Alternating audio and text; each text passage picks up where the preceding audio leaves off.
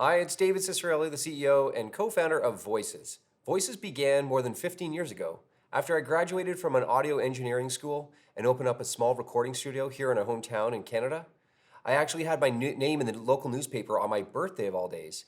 And it turns out that Stephanie, now my wife, her mom at the time saw this newspaper article and cut it out for her and left it on her bed because she needed to record her singing repertoire.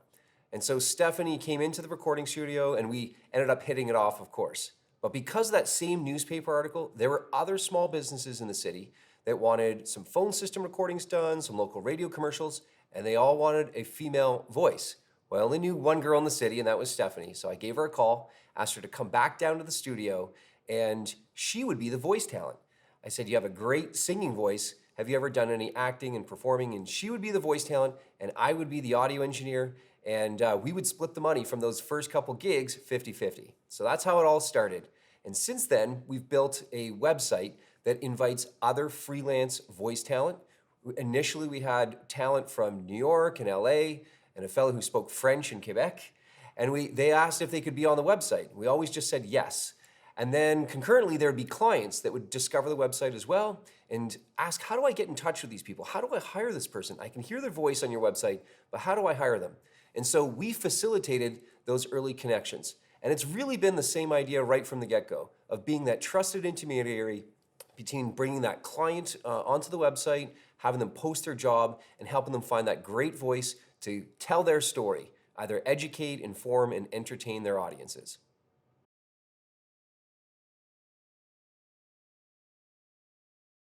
I personally overcome fear by recognizing that there's two kinds of fear: fear of failure and fear of success. Most of the time we think about fear of failure, which is, what if it doesn't go according to plan? Fear of success is, what if it goes overwhelmingly according to plan and it introduces a whole other set of problems, which I think are arguably good problems to have. So let's talk about the fear of failure. I think it's completely natural to have concerns, anxieties that the future doesn't play out as you expect. And so there's a few things that you could probably do. First off, understand what's in the influence and kind of your span of control. We can be concerned about things and problems, world events halfway around the world. And I think there's a certain degree of empathy that's important to do. But you also have to recognize, within my span of control, what can I influence? And so that means maybe developing a plan, setting some boundaries over when you're going to start and stop a particular project, setting some milestones along the way to check in to say, hey, is this working as according to plan? And if not, maybe there's some mitigating factors that you can have at play there as well too. But I would first take a moment to develop a plan and then decide what's within your span of control and help you get your arms wrapped around the concept of fear a little bit better.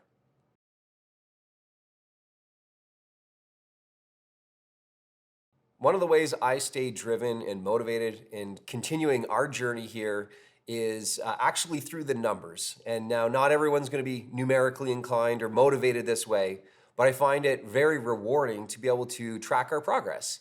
And so that might look like having a plan at the beginning of the year where you set out goals and milestones, perhaps for each month or each quarter, and then taking the necessary actions or initiatives that go to support those endeavors. Now, if you take a pause let's call it every 90 days, once a quarter, and you say, hey, how are we doing towards the goals that we set out? When you're winning, everybody loves to win, and you're exceeding those goals. And it's a moment where you can actually celebrate those wins as well too.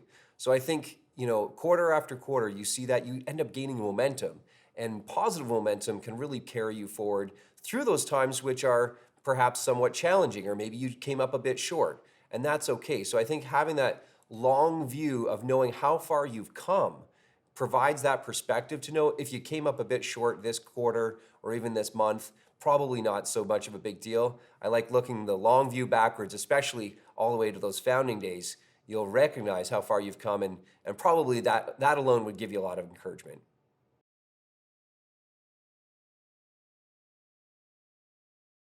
Let me give you a few quick tips on how to either overcome or at least minimize fear in your life. First off, acknowledge the fear.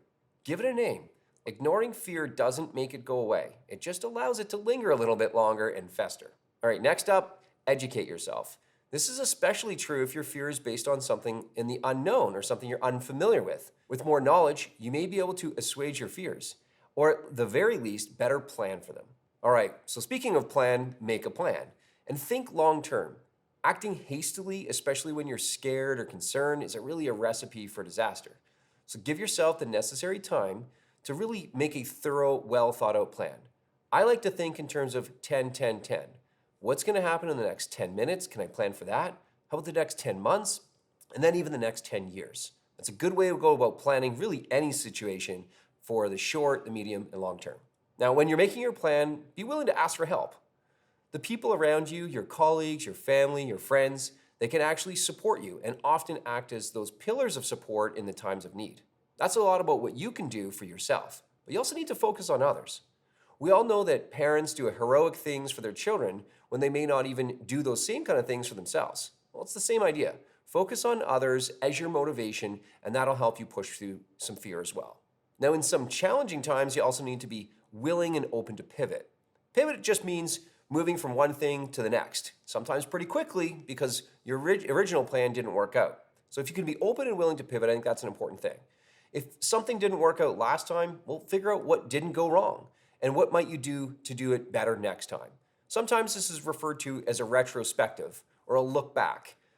What went well, what didn't go well, and you do differently next time.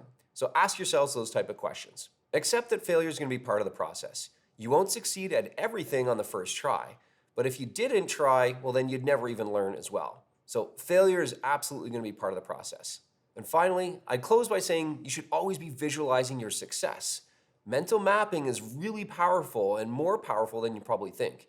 So imagine yourself being successful in that moment, and that's going to be a really great way to break through that fear.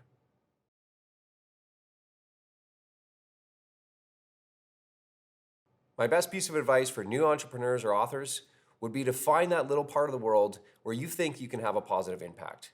It might be a passion of yours, a lifelong endeavor, maybe have an experience that you had as a young age, or some pivotal moment in your life. And that moment is probably going to be your story. And if you look again back at your life, you'll realize that there's all these events that you can stitch together and hopefully ultimately leads into a career path or maybe a business that you're pursuing. So I think knowing your story and really owning it, and then extrapolating that out and saying, how can I leverage what I've been through, what I've experienced, my interest in the past, and kind of parlay that into something in the future. Now, solving, if it's a business, you might want to be solving a real world problem, something that maybe is your own issue that you were faced with.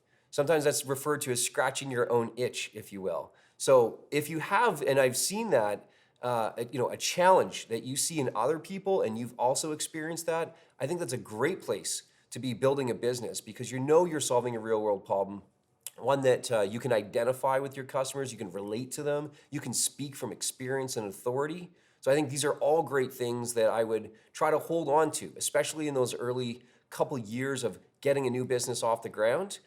Own your story and be willing to share that with others as well.